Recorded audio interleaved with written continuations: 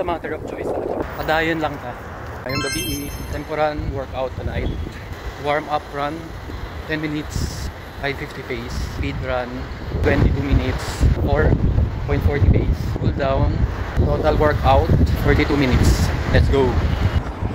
It's a good weather tonight.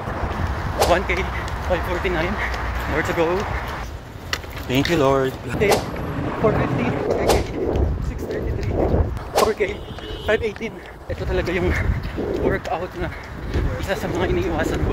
Pero no choice, hindi mo siya pwedeng iwasan. Kasi may purpose yan kung bakit nakalagay siya sa training program natin. Hindi lang natin nakikita sa mga, pero may benefits pa rin sa mga susunod na araw. 5K, 546, 7K, 610, temporang down. Tapos pinili ko yung mag-workout ngayon. It's a matter of choice. Nirespeto ko yung program. Iiyakan na lang talaga na hindi mag-training. No excuses. Just show up.